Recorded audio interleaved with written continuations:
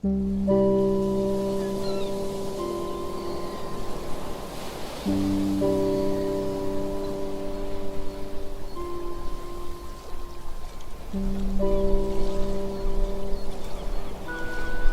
satu sudut dunia yang tidak sepenuhnya air, tetapi juga belum bisa disebut daratan. Di sanalah kehidupan berdenyut dalam bentuk aneh sekaligus menakjubkan. Sebuah perbatasan berlumpur, tempat air laut pasang surut membentuk lanskap yang tidak pernah pasti. Di sana, di antara akar-akar bakau yang menjuntai dan kepiting yang berlarian cepat, muncul makhluk kecil dengan mata yang menonjol serta sirip yang seperti kaki mungil. Mereka adalah mudskipper atau timbakul, penghuni dunia di antara dua alam dengan tubuh yang menentang logika ikan. Dalam dunia hewan, tubuh adalah cerita tentang kompromi dengan alam. Seekor paus misalnya menukar kaki mereka dengan sirip agar bisa mengarungi laut luas. Demikian pula dengan seekor burung. Mereka memahat tulangnya agar ringan untuk terbang dan menjelajah langit yang amat tinggi. Tetapi timbakul memilih jalan yang berbeda.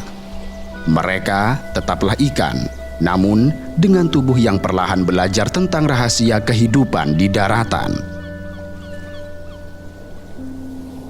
Timbakul memiliki bentuk tubuh tidak begitu besar. Umumnya hanya sepanjang belasan sentimeter, kendati beberapa spesies bisa mencapai lebih dari 20 sentimeter. Kendati demikian, di balik tubuh kecil itu tersembunyi susunan otot serta organ yang luar biasa. Keajaiban pertama ikan timbakul terletak pada sirip dada mereka.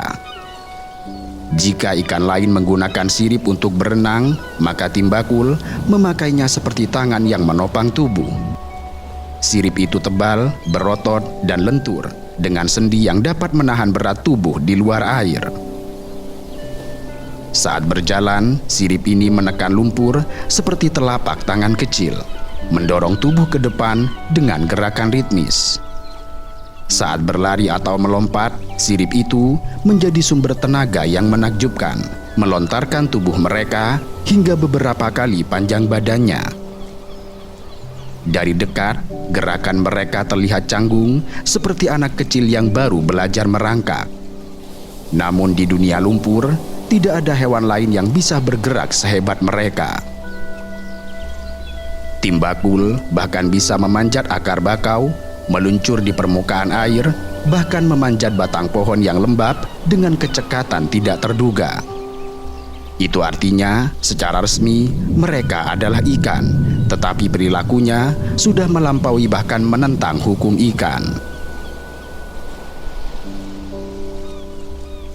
Keanehan timbakul berikutnya terletak pada matanya. Kedua bola mata timbakul tampak menonjol seperti kubah kecil di atas kepala, yang hal ini memberi mereka pandangan hampir 360 derajat. Mereka bisa melihat ke depan, ke samping, bahkan ke belakang tanpa harus memutar tubuh. Saat di darat, mata itu menonjol tinggi untuk menjangkau cakrawala, sembari mengawasi predator dan saingan. Tetapi saat kembali ke dalam air, mata itu bisa ditarik masuk ke rongga kepala, sehingga melindungi mata itu dari lumpur atau garam yang menyengat. Yang paling menarik dari mata itu adalah cara mereka menjaga kelembaban mata. Karena hidup di udara, mata timbakul mudah kering, padahal ikan tidak memiliki kelopak mata layaknya manusia. Kendati demikian, mereka telah memiliki cara khusus. Mereka seperti bisa berkedip dengan menarik bola mata ke dalam rongga untuk kemudian membasahi mata itu dengan air atau lendir internal. Setiap kali mereka melakukan itu, tampaklah seperti sebuah kedipan cepat, sebuah gerakan kecil yang membuat mereka seolah berpikir atau merenung. Kadang di siang hari, timbakul akan berdiam di atas permukaan lumpur, hanya memutar mata ke segala arah. Ia tampak seperti penjaga kecil di menara pengintai waspada terhadap burung pemangsa di langit atau musuh dari spesiesnya sendiri. Dan dalam kesunyian mangrove, mata itulah yang menjadi jendela kehidupan di dunia ganda mereka. Namun, di antara semua kemampuan luar biasa yang dimiliki ikan timbakul, tidak ada yang lebih menakjubkan daripada kemampuan mereka bernafas di udara. Disinilah letak misteri dan keajaiban sejati mereka. Sebuah seni biologis yang begitu halus sehingga tampak seperti keajaiban kecil dalam ilmu pengetahuan. Sementara ikan lain menggantungkan hidup sepenuhnya pada air, timbakul menolak batas itu. Mereka belajar menghirup oksigen langsung dari udara tanpa kehilangan identitasnya sebagai ikan. Mereka bukan sepenuhnya makhluk darat, tetapi juga bukan lagi sekedar ikan air. Mereka hidup di ruang abu-abu antara dua dunia, dan justru di sanalah mereka menemukan keseimbangan yang sempurna. Ikan pada umumnya bernafas dengan insang. Air masuk melalui mulut, melewati insang, lalu keluar melalui tutup insang atau operkulum. Kemudian di sana, oksigen diserap dari air dan karbon dioksida dilepaskan. Tetapi sistem ini tidak berfungsi di udara. Karena begitu ikan keluar dari air, insang mereka akan mengempis dan kehilangan kelembaban, sehingga tidak bisa lagi menukar oksigen. Namun, tidak demikian dengan timbakul. Mereka memiliki cara cerdas untuk mempertahankan kelembaban itu. Di dalam ruang insangnya, mereka menahan sejumlah kecil air yang tetap membasahi permukaan insang, bahkan saat mereka sedang berjalan di daratan. Air itu bukan sekedar sisa genangan, tetapi semacam tabung oksigen pribadi yang dibawanya kemanapun mereka pergi. Dengan demikian, saat timbakul menutup rapat operkulumnya, air di dalam tetap tersimpan dengan baik. Dan setiap kali mereka membuka mulut, udara segar akan masuk dan mengalir di atas air di dalam rongga itu, sehingga memungkinkan oksigen untuk larut dan diserap oleh insang. Dengan cara ini, mereka menciptakan sistem pernafasan ganda, sebuah harmoni antara air dan udara. Yang membuat timbakul benar-benar menentang logika ikan adalah kemampuan bernafas melalui kulit. Kulit mereka tidak hanya pelindung, tetapi juga organ vital. Permukaannya yang licin oleh lendir dan selalu basah memungkinkan pertukaran oksigen langsung dengan udara. Namun, hal ini memiliki syarat. Kulit itu tidak boleh kering. Begitu kering, mereka mulai sesak nafas. Itulah mengapa mereka sering berguling di lumpur atau kembali ke genangan untuk melembabkan tubuh mereka.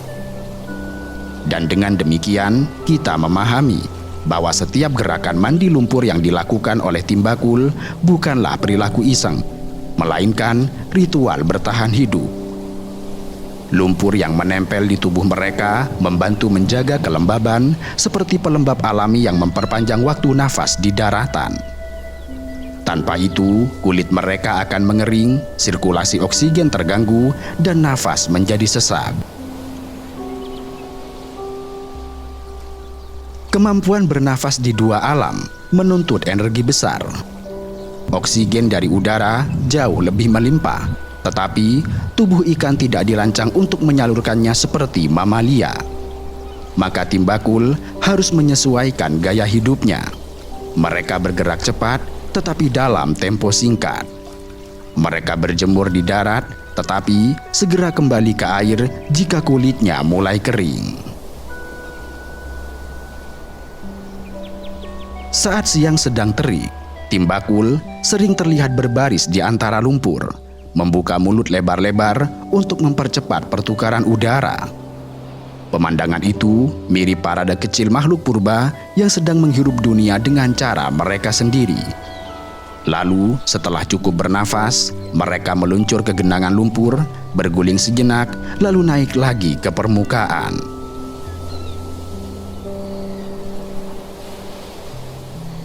Saat matahari naik tinggi di atas hutan bakau dan air laut mulai surut dengan perlahan, dunia Timbakul berubah menjadi panggung terbuka. Lumpur basah yang berkilau di bawah cahaya siang bukan lagi sekedar lantai tempat mereka berjalan, namun kini berubah menjadi arena kehidupan, tempat drama kecil berlangsung setiap hari.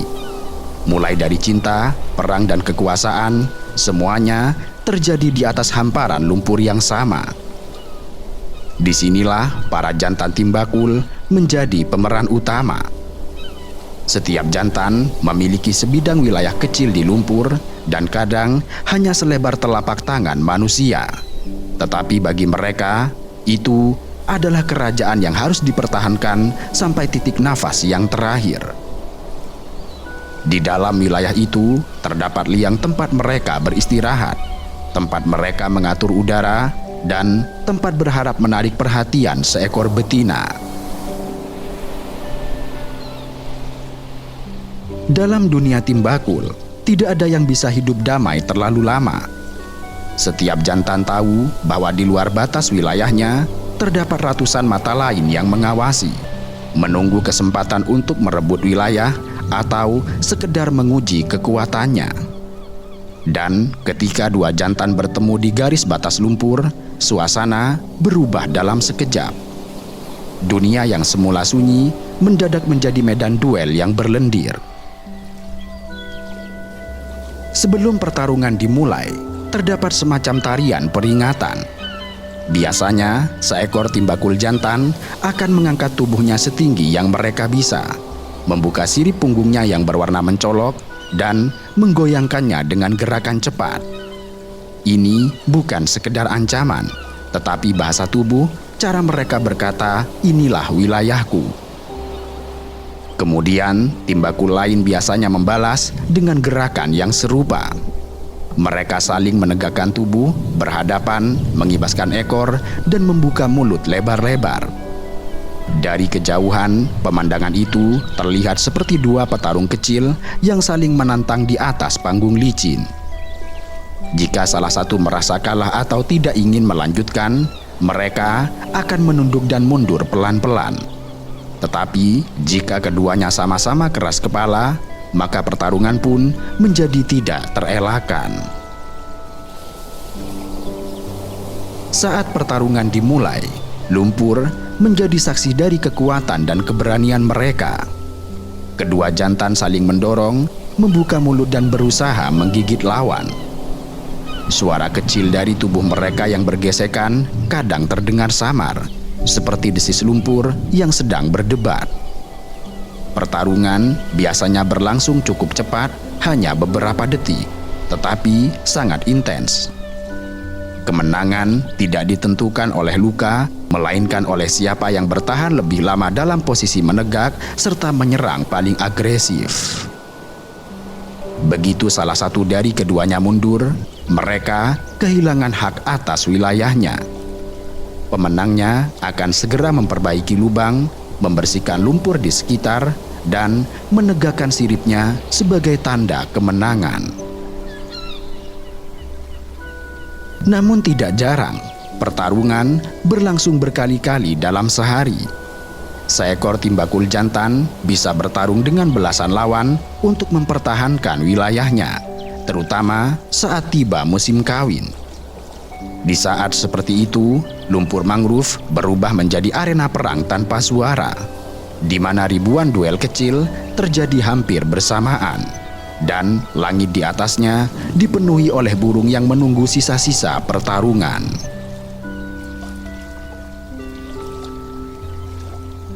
Alasan Timbakul begitu keras mempertahankan wilayahnya adalah sederhana, yaitu liang dan oksigen. Dalam dunia pasang surut, bagi Timbakul, liang bukan sekedar tempat untuk berlindung, tetapi juga ruang untuk bernafas serta tempat membesarkan anak. Liang adalah simbol kehidupan.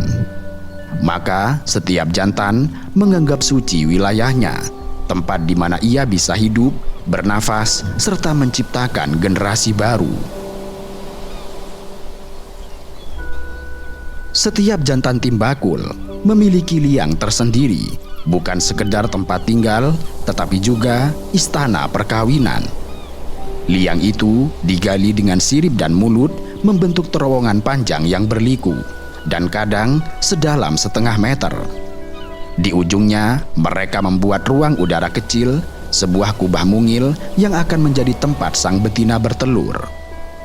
Selama berhari-hari, jantan bekerja sendirian. Mereka mengeluarkan lumpur, mendorongnya ke permukaan, lalu membentuk gundukan kecil di depan liang. Gundukan itu menjadi semacam bendera cinta yang memberitahu pada dunia bahwa liang ini telah siap menyambut pasangannya. Musim kawin adalah masa paling berisik dalam dunia timbakul. Begitu air mulai surut lebih sering dan suhu lumpur mulai menghangat, para jantan mulai memperindah wilayahnya. Mereka membersihkan liang, membuat gundukan kecil dari lumpur basah, dan memamerkan warna-warna cerah di sirip punggung mereka. Setiap gerakan menjadi bagian dari tarian memikat untuk menarik perhatian betina. Namun, seperti perebutan wilayah, cinta di dunia timbakul tidak pernah lepas dari pertarungan. Ketika seekor betina mendekat, beberapa jantan akan berebut menunjukkan diri, berlompat lebih tinggi, membuka sirip lebih lebar, bahkan saling mendorong untuk mengusir pesaing. Dan kadang dua jantan bertarung hingga sama-sama kelelahan, sementara sang betina pergi tanpa memilih siapapun. Sebuah ironi kecil dalam dunia percintaan berlumpur yang boleh jadi mirip dengan kisah percintaan dunia manusia. Bagi yang berhasil memikat betina, mereka akan memimpin sang calon pasangan ke dalam liang. Di dalam sana, suasana segera berubah total. Dari permukaan yang gaduh menjadi keheningan intim di ruang kecil. Liang tempat mereka bersembunyi bukan sekedar lubang, melainkan struktur biologis yang amat rumit. Udara di dalamnya sangatlah terbatas, sehingga jantan harus menciptakan ruang dengan gelembung oksigen yang ia bawa dari permukaan. Setiap kali ikan timbakul keluar dan masuk, ia menghembuskan udara melalui mulut, memenuhi kubah kecil di ujung terowongan. Dengan cara ini, timbakul menciptakan ruang bernafas bagi betina serta calon anak-anak mereka. Begitu betina masuk ke dalam liang, dunia luar seakan berhenti. Di sana, di bawah lapisan lumpur, mereka melakukan ritual perkawinan. Tenang, singkat, namun syarat makna. Setelah betina bertelur di dinding kubah udara, ia akan keluar meninggalkan jantan sendirian. Dan dari saat itu, keriuhan dunia luar akan berhenti sejenak dan digantikan oleh keheningan tanggung jawab. Setelah betina pergi, jantan menutup liang dengan lumpur lembab. Ia menjaga suhu, mengatur udara, dan memastikan gelembung oksigen tetap ada di dalam kubah. Telur-telur kecil itu menempel pada dinding, bergantung pada udara yang dibawanya dari permukaan. Terkadang setiap beberapa jam, jantan akan keluar sebentar, menghirup udara segar, lalu kembali ke dalam liang untuk mengisi ulang ruang udara dengan gelembung baru. Telur-telur ikan timbakul tidaklah besar, hanya setitik kecil dan nyaris tidak terlihat mata manusia. Kendati demikian, di dalamnya kehidupan baru tumbuh pelan-pelan, menunggu waktu untuk keluar ke dunia lumpur. Butuh beberapa hari dan kadang seminggu sebelum larva kecil itu menetas. Dan begitu waktunya tiba, saat air pasang datang dan jantan membuka pintu liangnya, maka terlepaslah anak-anak timbakul ke laut terbuka. Itulah momen paling emosional dalam kehidupan seekor timbakul, ketika mereka melepas anak-anaknya ke dunia yang sama sekali tidak pasti. Mereka tidak akan pernah melihat mereka lagi dan tidak akan tahu berapa banyak yang selamat. Kendati demikian, tugas mereka telah usai. Mereka telah menjalankan perannya dengan sempurna dan alam akan meneruskan sisanya. Jika manusia mengukur cinta dari kata dan perasaan, maka Timbakul menunjukkannya melalui ketekunan dan pengorbanan. Tidak ada janji, tidak ada romansa, tetapi ada tanggung jawab yang dijalankan dengan insting purba, yaitu menggali, menjaga, menunggu, kemudian melepaskan. Mereka tidak mengenal rasa takut akan kehilangan, karena seluruh kehidupannya adalah tentang kehilangan dan kelahiran yang terus berulang, seiring datang serta perginya pasang laut.